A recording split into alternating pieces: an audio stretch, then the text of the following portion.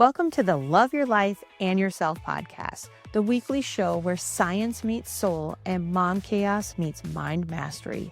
You're not just a mom. You're a woman with dreams, a career, a body that needs care, and a soul that craves more. This podcast is your permission slip to stop surviving and start thriving in motherhood, health, career, and stress resilience. I'm your host, Dr. Ashley Rath, and every week we bring you actionable insights and transformative conversations to help you create a life you truly love. From evidence-based wellness strategies to authentic self-discovery, we'll explore what it takes to thrive through expert interviews and real unfiltered stories. Let's dive into today's episode.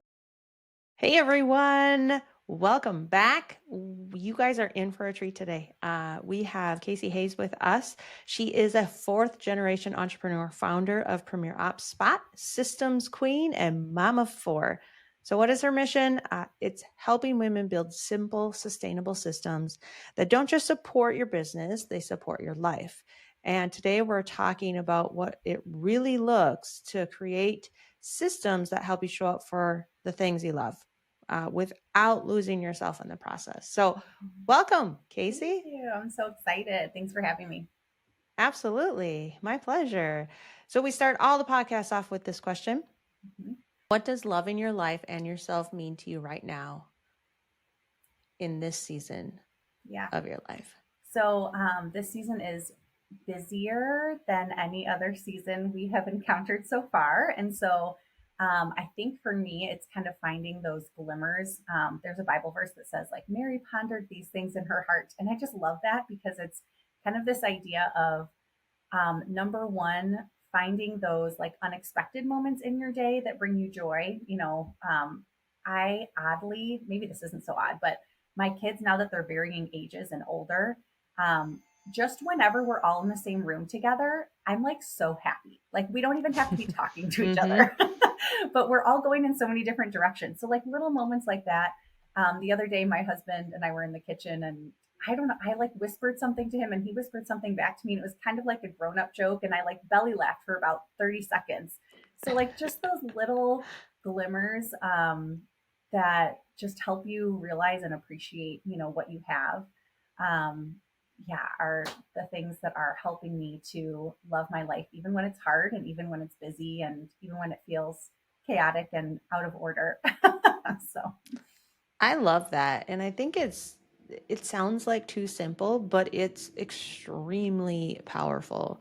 I just like think of that every day. Like, you're driving or you're in the midst of cleaning, up supper. And it's like, how can we have that gratitude and presence to be able to be like, wow, like this is really cool. Like, this is what I prayed for, however many years ago, or this is what I had hoped to have, even in, like you said, the mess and the chaos of it. Yeah. I've got I have it on a shelf in our closet, but it says, I still remember the days I prayed for what I have now. And I like put it there where I can see it every day because it is sometimes, I don't know, when you kind of up level in any area, whether it's like more kids, a bigger house, the more things or people we're responsible for, the more we have to care for. And so our responsibility increases with the blessings that we have. So it's just sometimes important for me to remind myself, I did pray for this. And like I'm living some of the prayers that I prayed a long time ago. And I want to live in that space of being grateful and not being frustrated that I have more things to take care of. Right. So it's a good reminder. I love that. Yeah. So let's tell our listeners a little bit about you. You're obviously incredible at systems and procedures, which let's be honest, that is not my strong suit.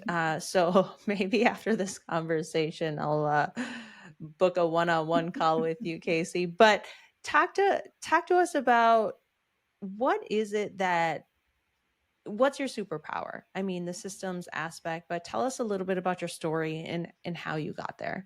Yeah, so the easiest way to say it, and I think the simplest way that I've learned to say it, is I help people build simple, thoughtful systems, like you mentioned before, that allow them to step away from their business or step away from the chaos and without everything falling apart, and also without losing the personal touch. That's like really important to me and really important to my people. So, um, yeah, I am a fourth generation small business owner, as you mentioned. So I have kind of a unique perspective in that I grew up in a home watching my parents wear all the hats all the time. Up until I was about 5, I have some really good core memories with my dad. And then he launched his business and he was pretty much like absent for a lot of my growing up years. So, we did a couple different things. I was in college doing well, left because I thought our calling was to be working with this Christian group of business owners in a network marketing company. I feel like I got a business degree and like a self development degree when I was involved in that business. Great for learning, not so great for the pocketbook. So after we got married and had our first daughter, my husband was like, we can't keep doing this. Like we are going, in the hole. We're never going to like get ahead. So that was really sad that we had to make that decision. But yeah, after that, I worked in restaurants for a while. That kind of built my desire and skill set around like serving people. My mom and my grandpa were both always people. You know what I mean? Like my mom would go through the checkout lane and she'd be like, "Oh, hey Jane, how's your mom after her surgery?" And I'm like, "How?" Like it's the lady at Jewel, at the grocery store. So, and my grandpa was in insurance and he always called people by their name. And I have a memory of us going out to dinner and a pregnant lady was our waitress and she like ran outside like, "Mr. Galvin, you left me too much money." And he's like, no, like that's for you. So just like Mm. generosity and like really seeing people and doing what we can to help them feel seen and blessed is like, again, part of my story. And so I started working at our church, which is a whole kind of miracle in and of itself because I didn't have a degree. And I laugh because a lot of the job descriptions that they put me in were like, you have to have these credentials. And I was like, I don't. Like I just have my experience and like God opened this door for me. So that's where I really learned how to kind of streamline systems and how powerful they can be to help us serve people better. So kind of merging the two things, like the business ownership side and that people hospitality gift that like my mom and her dad had, and pushing those two things together to be able to create systems that allow us to see people well and serve them well. When we have good systems, our brain space and our time is freed up for us to be present and to do the things we love. So, I mean, I love being that person for my clients, and I would say too, like, don't have shame if that's not your thing because you're good at probably so many other things that I'm not good Mm-hmm. at. So I love that idea of team and yeah, like personality tools and how do we help one another to reach our goals and collaborate in that way. So yeah.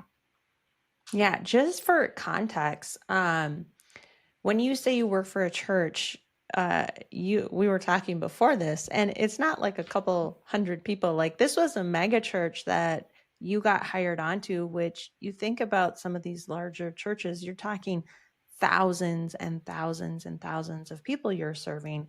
So when we're talking systems, it's not like, oh, just one or two people, right? Right. Yeah, Like correct. give us a little bit kind of the nitty gritties of what you were doing in those roles. Yeah.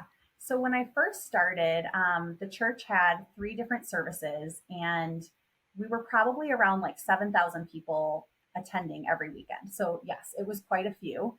And I Mm-hmm. was one of 3 people that were essentially doing the same job. So the way that we tried to overcome this idea, because with a mega church, like it sounds awesome, but the problem that we had was people just felt disconnected because the pastor obviously can't pastor 7,000 people on his own. So we kind of created these like mini pastoral communities, and each one of them had a pastor that was responsible for pastoring the people in that community. So on staff, what that looked like is 3 of us. There was one for our Saturday service and one each for the Sunday services. And we were the support people for the pastors over the different communities. So each community was like 75 to 200 people, just depending. And so when I first came on staff, the thing that I noticed immediately was that because there were three people doing the job, um, there was not one source of truth. So a practical example would be all of us had to order coffee for all of those pastoral leaders every single weekend. But there wasn't like one spreadsheet. And even the spreadsheet we had was like messy, and it was just, there wasn't a deadline for the leaders. And so our ministries that were trying to serve us, like the cafe who was getting our coffee ready, were so frustrated. And there was just so much human error because it was just all, not connected. Mm-hmm. And so thankfully, my manager, anytime I came to her and I was like, this is like really messy. Is it okay if I fix it? And she was like, yeah, absolutely. And I was like, oh, thank God. So I kind of kept putting in like, how do we fix this? And how do we have one source of truth? And what's the system that we build so that, the goal is that we have coffee so that the people can have community. And if we miss a coffee order, that doesn't happen. So how can we Mm-hmm. make sure that if we back it all the way up to the system, like it's clean and then people can just have their coffee and it's nice and lovely. So that's kind of where it started. I also started realizing that there were lots of areas to like templatize things. So each of those pastoral leaders was required to send one email a week to their community. The problem was they were all starting from scratch every single week. And I was like, if we're asking them to do this, shouldn't, and that was like 75 leaders at that time. So just imagine like, and also they were stipend. They were supposed to be 10 hours a month. They were not working 10 hours a month. They're probably, double that at least. And so I Mm. said, can we just create a template for them where we give them a blurb about what the sermon series is going to be that weekend? We give them like 3 events that are coming up so that they can tell their community about whichever ones they're participating in. And we can leave some space for them to write a pastoral message. And so that was another way where it's like, now instead of those leaders having to like sit in front of their computers for 3 hours and find all the information from all the different spots on our website, they were able to like copy, paste, write a pastoral message, and then they had more time to be on the phone with somebody who's like, grandma just passed away, or who were going through a financial crisis, or they were supposed to be the pastors, but all that admin stuff was like eating up all their time. So, as much as we could, I was trying to find ways to make it easier for them to do that more and do the admin stuff less. So, yeah, that's kind of, it was so fun and so rewarding because then I got to see how having those clean systems actually paid off and, Right. the people actually being served. So, yeah, it was really cool. That is super neat. And it seems so small, right? Like, oh, you could play the game in your head of like it's just coffee, right? Or Right. it's just a newsletter email or it's just a weekly email, like no big deal. But when you realize when those systems and procedures are smoothly running, like you can serve in so many other ways and show up, in a higher, like more full potential, which is really cool. And I think that's the power of the systems. That's the power of having, being able to delegate and being able to systemize or stop, like, so let me ask you this. Maybe this is like just innately built in you. Um, like when you notice the coffee or when you notice the email, when we're like talking to our audience, what are possibly some ways that they could maybe realize like, oh, this is an area where I actually need to focus on to put a system in place or to delegate or to systemize in some way? Are there like little triggers or things that we could start to become aware of where we could really improve those? Yeah. So you're asking like, how do we know when we need a system? Yeah, Yeah. because I think that awareness is something that maybe myself am not even aware of in certain aspects of my business. I'm like, oh, Right. I didn't even know that was a problem. And then, Yes.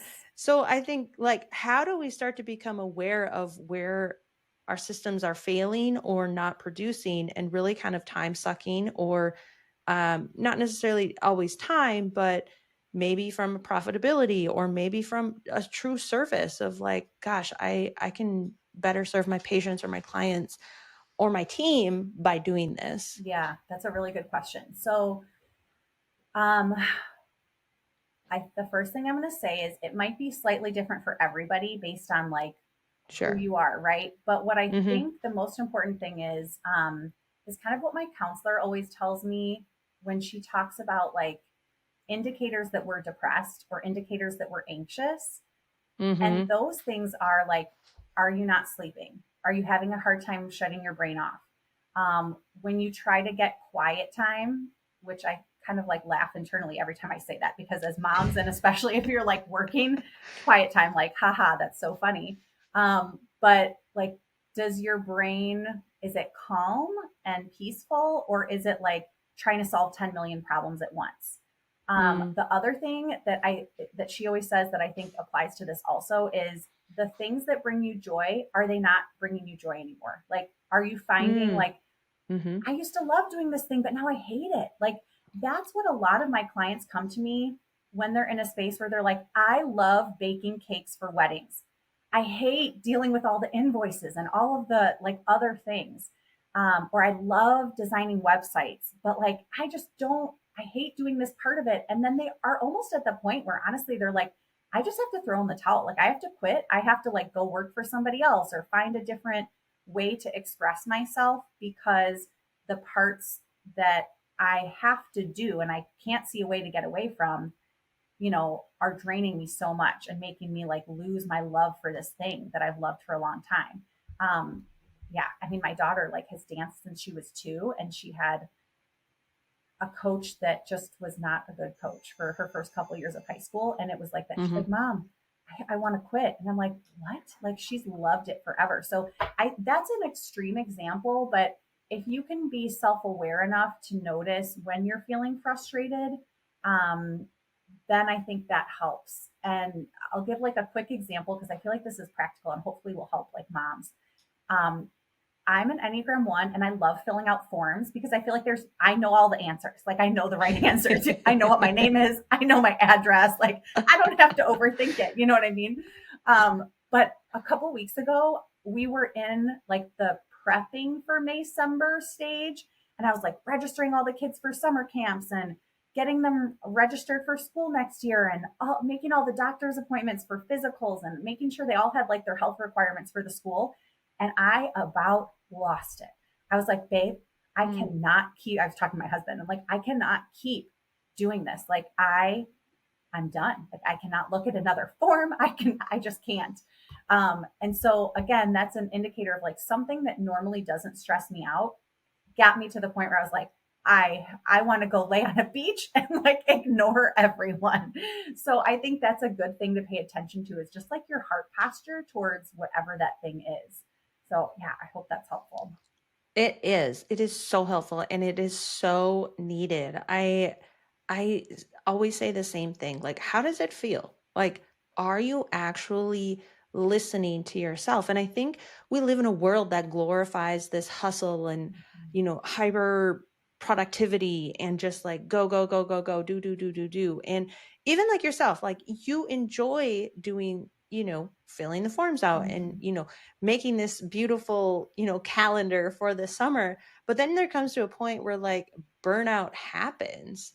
And I think like to be aware of that and to know like, hey, I got to pause, I got to take a breath Mm-hmm. is so powerful. Yeah. So thank you. That is exactly how I would have explained it too. Oh, But and I'm super glad that we're on the same page. yeah. Good. So I think like for me personally, not like where organization and structure don't come easy to me. I think there's a lot of shame around the systems and or guilt or just like, oh, I don't even know where to start. And there's like so many different apps, right? Or planners or paper planners Yeah. or, Google or, Yeah. all the things. So you, I mean, you have this bold statement of people over processes. So Mhm.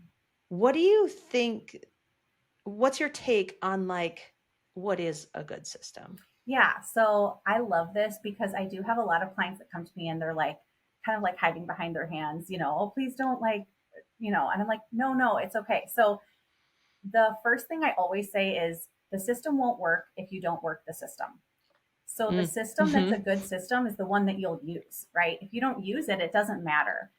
We're building systems to like be present for what matters to us and have more energy to do what we love, not to impress people with like our fancy apps and like our color coded calendars. Like I also tell people like I use systems because otherwise I would fail at everything. Like I'm not exaggerating. From like the way that we do our grocery list and meal planning every week to yeah, like our Google Calendar with our family. Like my systems are put in place to fill the gaps of where I would fail by myself. So if you think about that too, it's like, whatever system works for you, just embrace that and use it. The other thing I would say is if it's not broke, don't fix it. I say this Mm. with my clients all the time. Like we'll map Mhm. out, their client journey and kind of how they onboard clients. It's probably the best way to say it. And when we map it, we're getting out every single step in that process. And they're usually like, oh my gosh, I'm doing so much. I'm like, it's okay. We're going to start to automate some of this. But I always ask, like, hey, is doing this call at this point in the process, is it working? And they're like, sometimes they're like, yeah, it is. I'm like, okay, great, we'll keep it. But sometimes they're like, I don't know. I'm like, well, what if we did it before you did this step instead? And they're like, oh my gosh, yes. So it's like, don't change things just for the sake of change. We're like being bombarded with so many messages online. And, if you have a business coach or a business bestie or like a best friend who's like, oh my gosh, I just got this like AI app. Like, I'm that friend. So, but like, we have to do the work to know ourselves well enough to again understand like what's going to be helpful for us. So that can be the hard part because it's not an overnight thing, right? Like self awareness and Mhm. self development is like a long, hopefully lifelong journey. So give yourself grace and time to work it out. And I would also say, like, try, fail, adjust. I have probably used like every single kind of paper planner that there ever was. And I finally found like a paper tablet that works for me because now I just have one notebook, like one thing I can carry around instead of like this one I use at church and this one's a journal, this one for counseling, and this one's my planner. Like too many things. So, Mhm. I mean, that one, instead of being metaphorical, it's actually like it's lightened my backpack on my back when I go places. You know what I mean? So, Mhm. think about like what systems will help you lighten your load, whether it's like metaphorically or literally.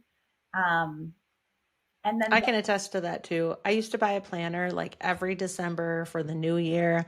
I've bought like 7 different planners and it would work for like a month or two and then, by February or March it was like, "Oh crap, yeah, and then I was just, forgetting things because I wasn't using it mhm, and I was always like a paper person and I was reluctant to put everything on like a digital calendar. And finally I was like, all right, like you are missing too many things. Like you said, mhm, like it was this awareness of like, where am I failing? And I'm missing too many things. I'm missing appointments.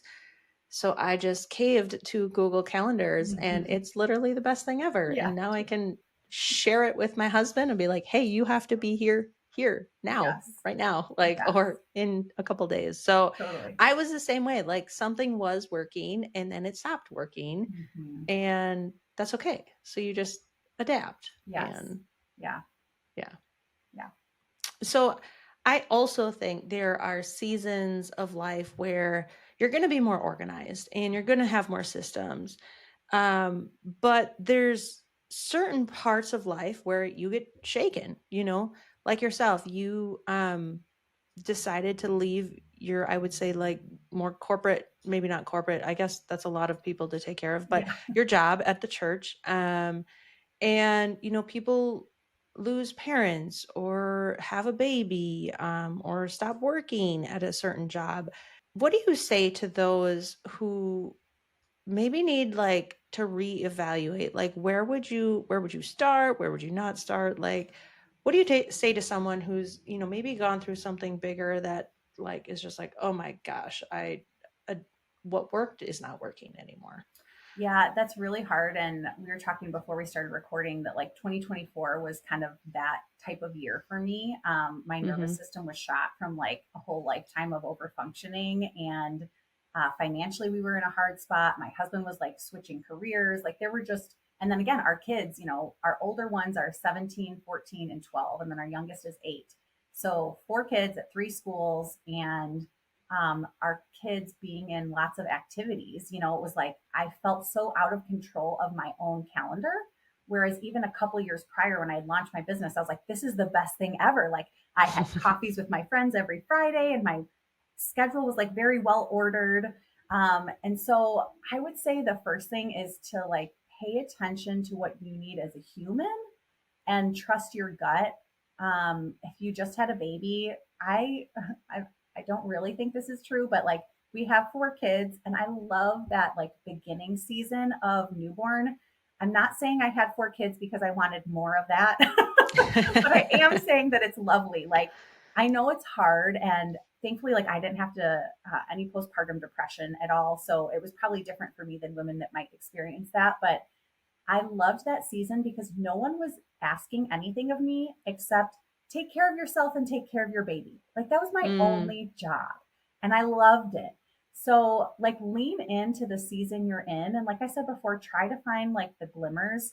I know 2 a.m. feedings are not the best thing, but they were like my favorite because it was just me and my baby, and everything else was quiet. And I got to just really like be with them. So, the other thing I would say, like loss is another really big life changing thing. I have a friend slash client slash former coworker who experienced a significant loss a few years ago, and what she was telling me she was doing was she would make an appointment with her grief because she was a business owner, and she like mm. had to keep working to pay her bills, and because she had clients and staff that was counting on her. So she made an appointment with her grief every day, and she allowed herself to fall apart, and then she would close her notebook or close her Bible, and she'd be like, okay, and now I'm going to go live my life, because the person who passed away wouldn't want her to be completely like a shell of herself, right? So I would say like do those kind of emotional things to get yourself internally healthy first. And then once you feel like you're in a good mind space, I really like this idea of 4 helpful lists. It was something we used at the church. So the lists are what's right, what's wrong, what's missing, and what's confused. And you can kind of just like brain dump those things. If it's someone, like if you're married, maybe you do this with your spouse. Or if you're running a business, maybe you do it with like your right hand person, like, or your whole team. And then whatever's in the right column, those are the things we want to optimize. Whatever in the wrong column, we want to fix it somehow, figure out a plan. If something's missing, obviously we want to add it. And then if it's confused, we're going to try to clarify it. So it sounds super simple, but it gives you like a really tactical understanding of like what's actually going on here and how can we build a plan to start fixing those things. So, I would say even if you do that exercise or some version of it, don't try to fix everything in one week or like immediately. Give yourself grace to just do one thing at a time.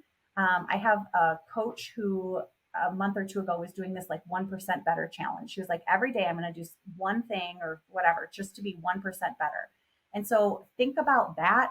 She also says like the people who succeed at like entrepreneurship and business ownership long term are the ones who consistently show up with a B- effort, not A plus, which is real Mm. hard for me because I'm an A plus gal. You know what I mean? But she's right. Like we have to, if we can just do one small thing every day, or just, how can we tackle one problem at a time and then feel good about that? That is going to help like reorder things in a way that serves us well. And then I don't know, the last thing I would say is just like ask for help, whether that's going to see a counselor or talking to a friend. Working at church, we had small groups and different like pastoral groups for life change seasons like that. And, we co regulate, right? We don't actually like regulate our emotions in isolation most of the time. And so if we can be with people that are like, oh my gosh, I'm experiencing that too. We don't feel alone, and we feel more empowered to be able to fix the things and like less overwhelmed. So, yeah. There were so many nuggets in there. I know myself, The biggest one that you said is scheduled grief. And I think you could take that not just for grief, but just space. Like, again, going back to the hustle and bustle of life, that's a system that, like, I legit need to put in my calendar. Like, I need to put like think time or Yes. emotional time, like, and actually schedule it out because otherwise it's not going to be there. Just like working out or exercising, like, Mm, I don't know, that is always on my back burner and it's like, oh, I don't have time. So that's the thing that's going to drop. And I think that's so powerful of not just like your to-do list, which I shouldn't say just your to-do list. Your to-do list should contain that mentally emotional aspect too. mhm. Because if you are not showing up for yourself from a mental emotional standpoint, like, how are you showing up in all the other tasks you're doing? So Right. that right there is like a nugget I'm gonna start utilizing. I love that. Good. Thank you. Yeah, you're welcome. Um, but I think it's also like it's huge. We do a similar aspect. I have a similar worksheet where we mark down like 10 things that you are like, "Ugh, I don't love doing, but like I do them." And it could be anything from, dishes to cleaning. And it's a stop, delegate, or systemize. Mm, So after you get those lists down or like the things that you do, can you stop doing them? Like mm, on my stop list was scrolling because that was a time suck for me and it was not serving me. Now, do I still scroll? Yes. But it's in like my free time, not in my work time. right. Um, so scrolling and then systemizing and delegating, we hired a cleaner. And so now I Mhm. get four, actually, we barter with our cleaner. She gets adjusted from a chiropractic standpoint, and then I get a clean house. And so I think Amazing. sometimes women think they have to do it all, and that's hard in the systems when there is so much to do. But how can you ask for help? How can you systemize? Or even just like, I'm sure you know this, like in the busyness of older kids and activities, the running from one thing to a one thing. So like, where's your tribe? Like, hey, I'll pick up your kid and bring him home if you do Mhm. mine on this day. And how much time is that saving? Or how is that, systemizing something that you both are going to and you live 2 blocks away anyway. So it's Right. really not that big of a deal. So I think that's huge when you start to really look at like, where can you gain another hour or two, not to do more, but to maybe schedule more grief time or Yeah. schedule more think time or to have coffee or, Right. to just sit or pray or read the Bible, whatever you want to do. Mhm. So I think that's so powerful. And you had so many nuggets in there. So let me ask you personally, like, what are your maybe apps, maybe it's not apps, maybe it's tools, tricks that you use on a day-to-day or week-to-week basis that are like game changers for you. Yeah. So I think, especially in this busy season, and this kind of goes back to our conversation around like what do you do when something stops working, right? Our Google Calendar, like I have a business one, a personal one, and then I have like our family one. So our kids have phones and they all have it installed on their phone so that they can look at it. And this is kind of one of the systems that works for us is they are responsible for either adding something to the calendar or telling Mm, me and I can add it, so that we don't miss things, right? So again, this goes back to like we want to serve our people. I don't want my kids to miss out on things that they want to do. If they're able to do it, I would like them to be able to do it. But if it's not on the mm-hmm, calendar and we don't know about it, we can't do it, right? So that's kind of a system of like communication that we have. But even that, this season got so busy that that by itself like stopped working for us. So I have the paper tablet I was talking about is called a Remarkable tablet, and it doesn't connect to the internet other than like I can connect it to my Google Drive if I want to pull in a document and take notes on it or something. But what I started doing was what I did in high school when I had a really busy life, and what I did like when I started my business, which was I would look ahead at the week. And it's so hard because it feels like I don't ever have time for this, but I have to do it. Otherwise I drown. And I like plan out, okay, what are the things that what are my meetings and like kind of big rocks that I'm responsible for each of those days. And then my to-do list is separate. So it's like the first page is Monday, here's my schedule. And then Monday, here's my to-do list. And Mm. it helps me to just not try to over schedule myself, because before I was like making my to-do list every day. And in my mind, I told myself, if I don't finish it today, I'll just move it till the next day. But then I kept moving so many things that I like felt this terrible shame spiral where I was like, I was feeling anxious at the end of the day because I was like, I'm not getting anything done, even though I felt like I just did all the forms for the summer camps. You know what I mean? So it Mm-hmm. was like minimizing my like number of things I held myself accountable for or expected of myself, while at the same time like kind of being realistic. So something about, I would look at the Google Calendar to know what I was responsible for doing that day, but I had to like write it down. I think there's also science that shows like when we write things, it sticks better in our brain. Yes, there is. So, yeah, so I'm like some of that analog stuff, like again, I don't have any shame about that. Like that's what works. I like writing things down with like a real kind of paper pen type situation. So that helps. And then I was telling you before this, there's this new thing I found.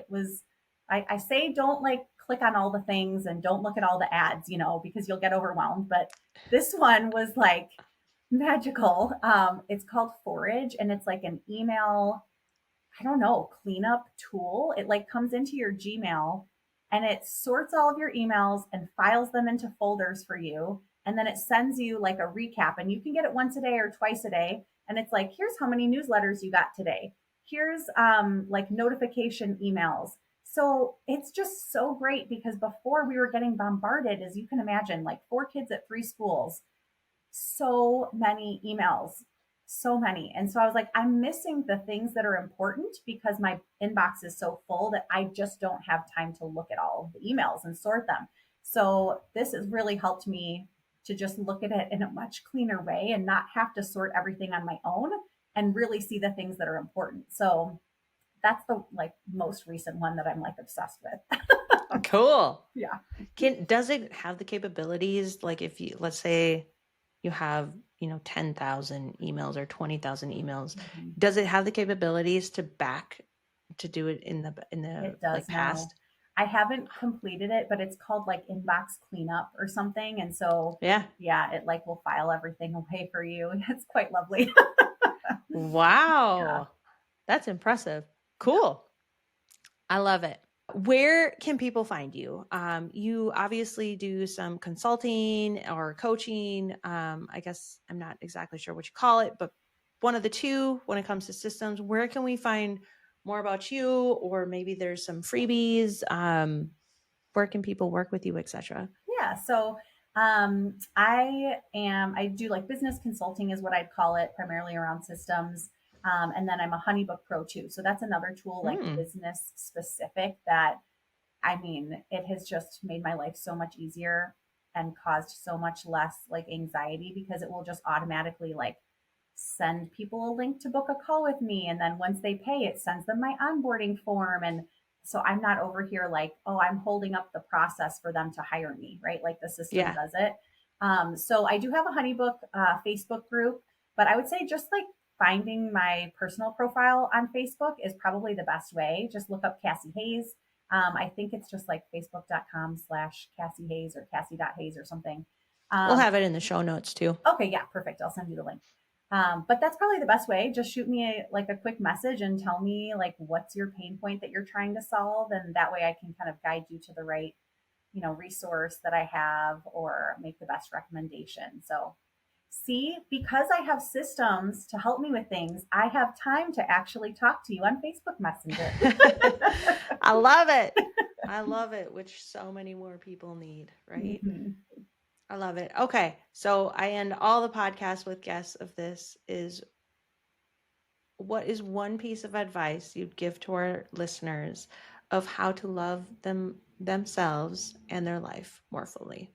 I mean, this sounds kind of cliche or maybe overused, but I would go back to that gratitude piece. And just again, like we talked about before, like thinking through where are you today and what things were you hoping that your life would be that you you actually are living them out right now, but our society is always thinking about like what's the next like mountain we can climb, what's the next thing we can achieve. And so looking back to remember how far you've come, I think is such a helpful exercise because it takes you out of that space of, again, anxiety or shame, or like I should be doing something more or better or something else, and bringing you back to like, no, actually, this is like what I dreamed for or hoped for. Um, and and being grateful for that, and embracing the people in your life that kind of helped you get to that point. I love sending friends like a quick text just to say like, hey, I know it's been 5 years since we talked, but this one time that you said this thing to me, like it really meant a lot to me, and I just want you to know, right? Like who doesn't want to get that text? So trying to stay connected with your people that have kind of got you to this point, and embracing that gratitude. Love it. Awesome. Thank you so much for joining us. Thank you for having me. Thanks for tuning in to Love Your Life and Yourself. I hope today's episode gave you one more tool or one more truth to help you thrive in your health, happiness, and resilience. Remember, loving yourself isn't selfish, it's leadership.